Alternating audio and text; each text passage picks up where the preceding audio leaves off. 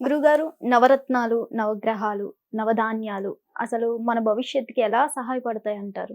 కాలము అనేది ఒకటి మనకుంది. అంటే సూర్యోదయం, సన్‌సెట్ అండ్ సన్‌రైజ్ 2 హ్మ్. ఉన్నాయి. అవి 2 కూడా మీకు కనపడుతున్నాయిగా. నవ నవగ్రహాల్లో 2 గ్రహాలు కనపడుతున్నాయిగా. కంపల్సరీ అవును. కనపడుతున్నాయిగా. రెండోది మీరు మిణుకు మిణుకంటూ మనకి ఉత్తర ఈశాన్యంలో కనపడుతుంది ఒక నక్షత్రం. హ్మ్. బ్లూ కలర్‌లో ఉంటుంది. దట్స్ కాల్డ్ వీనస్ అంటే శుక్రుడు. ఓకే.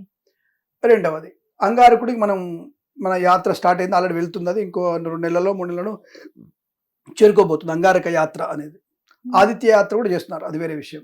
అంటే ఓకే. అంగారకుడు, చంద్రుడు, భూమి ఈ గ్రహాలు చూశారు. భూమి గ్రహం కాదు. ఇవన్నీ కూడా నక్షత్రాలు. అంటే ఇవన్నీ నక్షత్రాలు, గ్రహాలు కావంటే నక్షత్రాలు ఓకే. ఈ హ్మ్. నక్షత్ర మండలంలో ఉన్నాయి అవన్నీ కాదని చెప్పట్లే. నక్షత్ర మండలంలో నక్షత్రాలు అంటారు. భూమండలం అందరూ ప్రజలే అంటారు. జనాలే అంటారు. హ్మ్. నక్షత్రాలే కాదని చెప్పలేదు. వాటి కదలిక, వాటి కాంతి మన మీద ఎలాగైతే ప్రభావం చూపిస్తుందో, ఆ ప్రభావం గురించి నవగ్రహాల యొక్క ప్రభావం మన మీద ఉంటుందని చెప్పడం. గ్రహము అంటే గ్రహించుతున్నదని అర్థం. హ్మ్. గ్రహం అంటే గ్రహించగలిగేది. అంటే మనల్ని గ్రహించగలిగేటువంటి తత్వం ఉన్నది. కానీ నవగ్రహాలన్నీ కూడా మీరైతే అనుకుంటున్న గ్రహాలు హ్మ్. భూమి, చంద్రుడు ఇవన్నీ కూడా తప్పకుండా వాటి కాంతి ప్రభావం మన మీద ఉంటుంది కనుక వాటి వల్ల వచ్చేటువంటి పీడనము, శక్తి, ఆహ్, మంచి వాతావరణము, చెడు వాతావరణము ఇవన్నీ కూడా మనకి హ్మ్. ఒక రకంగా మనల్ని ప్లస్, మైనస్ చేసే అవకాశం ఉంటుంది. ఓకే. కొంతమందికి ఒక రకమైనటువంటి యూజింగ్ బాగా అంటే దానివల్ల యుటిలైజేషన్ బాగా ఉంటుంది. దాన్ని మనం తట్టుకొని మనం గ్రోత్ పెంచుకునే అవకాశం ఉంది. కొంతమంది నీరసపడి పడిపోయే అవకాశం ఉంటుంది. ఓకే. సపోజ్ మీకు ఎగ్జాంపుల్ చెప్తాను మీకు నేను. తప్పుగా అనుకోదు. మనీషా కొయిరాల అండ్ యువరాజ్ సింగ్ వీళ్ళందరూ కూడా ఉన్నారు. క్యాన్సర్‌ని వాళ్ళు జయించారు. అవును. అద్భుతంగా జయించి దే ఆర్ వెరీ 100% వాళ్ళు బౌన్స్ బ్యాక్ మంచిగా వచ్చేసి మళ్ళీ వరల్డ్ కప్ ఆడాడు. యువరాజ్ సింగ్ నాకు బ్యాట్స్‌మన్ నాకు ఐ లవ్ హిమ్ నాకు చాలా ఇష్టం యువరాజ్ సింగ్ అంటే. Manisha Koirala is a very good actor, actress ఆవిడకి నాకు మంచివాళ్ళు. అంటే వీళ్ళు ఎలాగైతే జయించారుగా హ్మ్. అదే టైంలో వాళ్ళతో పాటున్నటువంటి ఎంతోమంది చనిపోయారు. అవును. మరి ఇద్దరైతే బతికారు. అంటే ఇద్దరి గురించి ఎందుకు బయటకొచ్చిందంటే రికగ్నైజ్డ్ కాబట్టి వాళ్ళ గురించి మాట్లాడుకుంటాం మనం. అవును. అన్‌రికగ్నైజ్డ్ మాట్లాడుకోలేం గదా! అంటే మరి అక్కడ ఉండేటువంటి అందరి వ్యక్తులకి క్యాన్సర్ ఉంది. అందరి వ్యక్తులలో సరే వీళ్ళతో పాటు ఇంకో ఇద్దరు బతుకున్నారు అనుకుందాం. మనకు హ్మ్. తెలీదు కాబట్టి. అవును. 10 మంది బతికారు అనుకుందాం. కానీ నలుగురు చచ్చిపోయారు గదా! మరి వారు ఈక్వల్‌గా అదే ట్రీట్‌మెంట్ జరుగుతున్న వాళ్ళు అందరూ ఎందుకు బతకట్లేరు? మరి హ్మ్. కొంతమంది ఎందుకు బతుకుతున్నారు అంటే ఆ శరీరము ఈ యొక్క మందుని తీసుకొని ఆ శరీరానికి అనుకూలంగా మార్చుకునే శక్తి కొంతమందికి ఉంది. కొంతమందికి లేదు. అవును. లాజిక్ అర్థమైందా ఇప్పుడు? హ్మ్. ఎలాగైతే ఒక పెనిసిలిన్ ఇంజెక్షన్ అంటారు. ఒకప్పుడు పెనిసిలిన్ మీరు చిన్నప్పుడు అనుకుంటా మీరు పుట్టలేప్పటికి హ్మ్. పెనిసిలిన్ ఇంజెక్షన్ ఉండేది. అది అందరికి ఇచ్చేవాళ్ళు.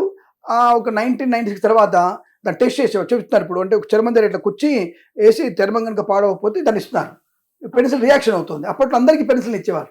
ఓకే. అసలు పోగానే జ్వరం వస్తే పెనిసిలిన్, దెబ్బ తగిలితే పెనిసిలిన్. హ్మ్. ఒక వైట్ మందు ఉండేది. ఒక సిరంజిలో అప్పుడు అన్ని సిరంజ్ ఒకటే. హ్మ్. ఇప్పుడంటే సూదులు డిప్రెస్ సిరంజ్ వచ్చాయి గానీ అప్పుడు ఒకే సూది అందరికి. వాడు వేడి నీళ్ళల్లో దాన్ని 3, 4 సార్లు ఇట్లా అని దాన్ని హ్మ్. మందెక్కిచ్చేసి మనకిచ్చిన తర్వాత మళ్ళీ తీసి మళ్ళీ వానికి ఇంకో వేడి నీళ్ళు వెలిగించేసి అట్లే ఇచ్చేవాడు. ఒకటే ఓకే. ఇంజెక్షన్ అందరూ వాడేవాళ్ళు అప్పట్లో.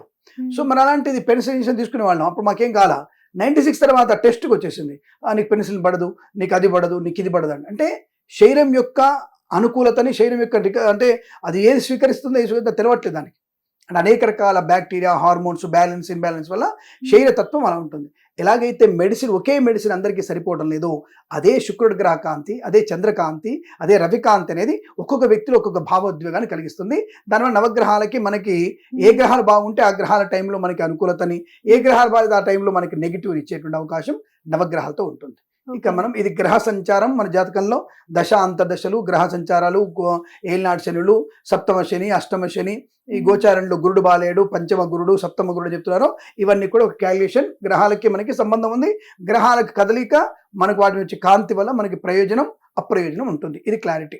ఓకే. ఇంకా క్లుప్తంగా ఇంకా చెప్పాలంటే చాలా విషయం ఉంది దాని గురించి. మనం హ్మ్. కంటిన్యూగా ఒక 15 రోజులు మాట్లాడుకోవచ్చు కంటిన్యూగా. సరే ఇప్పుడు నవరత్నాల గురించి వచ్చేస్తే రత్నశాస్త్రం వేరు. హ్మ్. చూడు ఇప్పుడు మీకు రథశాస్త్రం వచ్చేసి ఎక్కడో సూర్యకాంతి వస్తుందంట. ఈడు వేలికి పెట్టుకుంటాడంట. ఆ వేలు నుంచి వచ్చేటువంటి కాంతి అంట శరీరంలోకి వెళ్ళి శరీరం నుంచి మంచి అవుద్దంట అని అడిగే వాళ్ళు చాలా మంది ఉంటారు. ఉంటారుగా హ్మ్. నాస్తిక విధవలు అడుగుతారు మమ్మల్ని. హ్మ్. నేనంటాను ఒకటే రైట్ ఓకే వెరీ గుడ్ అని చెప్పి అడిగే విషయం వాస్తవం. హ్మ్. మరొక ఆయన భూతద్దం తీసుకుంటాడు. అవును. దానికి కాంతి పెడతాడు. పేపర్ పెట్టి కొద్దిగా పైకి కిందికి అది కాలుతుందట. భూతద్దంలో వచ్చే కాంతి ఏమో నీకు సుర్మని కాలుతుంది. ఈ రత్నానికి వచ్చేటువంటి కాంతి మాత్రం శరీరంలోకి వెళ్ళి శరీరంలో మార్పు చేయనియదా? హ్మ్. ఎక్కడున్నావు నువ్వు? కాబట్టి ఈ యొక్క రత్నం అనేది ఆ హ్మ్. కాంతి వల్ల వచ్చే రత్నం వల్ల నాడీ యొక్క దోషం, నాడీ యొక్క ఎఫెక్ట్ ఉంటుంది మనకి. ఈ నాడులు ఉంటాయి మనకి. ఇక్కడ నీలం పెట్టుకోవాలి అంటే శని యొక్క ప్రభావం చేత ఈ నరానికి ఉన్నటువంటి చిత్తంలో ఆరోగ్యాన్ని కలిగిస్తుంది. ఇది ముత్యము పగడం పెట్టుకుంటే మనిషికి మానసిక ప్రశాంతతని, ధైర్యాన్ని కలిగిస్తుంది. ఇది పచ్చ పెట్టుకుంటే సంతానోత్పత్తిని, రోగనాశనాన్ని, జ్ఞానశక్తిని పెంచుతుంది. దీని కనకపుష్పరాన్ని పెట్టుకుంటే విద్వత్తుని, జ్ఞానాన్ని కలిగిస్తుంది. మరి ఇవి అందరికీ ఈ వ్యక్తి సమానం ఉండాలిగా. అంటే ఆ వ్యక్తి అందరికీ సమానమైన గ్రహం ఇందాక అనుకున్నాం కదా, గ్రహ సంచారం అందరికీ ఇలా ఉండదు. ఒక గ్రహం ప్రయోజనకరంగా ఉంటుంది. ఆ గ్రహ ప్రయోజనకరమైన రత్నాన్ని పెట్టుకుంటే ఈ ప్రయోజనకరమైనటువంటి రత్నం వల్ల మనకి మెదడులో చైతన్య శక్తి పెరిగి నువ్వు ఉద్యోగం చేయాలా, వ్యాపారం చేయాలా, ఎటువంటి వ్యాపారం చేయాలి, ఎవరిని పార్ట్నర్ పెట్టుకోవాలి, ఏమైనా పార్ట్నర్ పెట్టుకోవాలా, అయితే కెమెరామెన్ పెట్టుకోవాలా, నేను యూట్యూబ్ ఛానల్ రన్ చేయాలంటే వీళ్ళు నాకు పనికి వస్తానని నేను ఊహించుకోవాలి. నేను దాన్ని పరిశీలించాలంటే నేను కరెక్ట్గా ఏమైనా తెలుసుకోవాలి.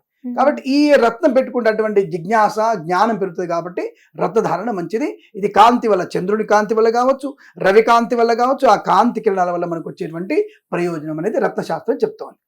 ఇది ప్రతి నాడికి తప్పకుండా అయ్యే అవకాశం ఉంటుంది. దానివల్ల ప్రయోజనం ఖచ్చితంగా ఉంటుంది. దానికి జమాలజీ కోర్సు ఇక్కడ కాదు, ఇంగ్లాండ్లో కూడా ఉంది. ఇంగ్లాండ్లో ఇంటర్నేషనల్ లెవెల్లో సంవత్సరానికి 3.5 లక్షలు కట్టి మనం జమాలజీ కోర్సు నేర్చుకోవచ్చు. అది ఇంగ్లాండ్లో ఉంది.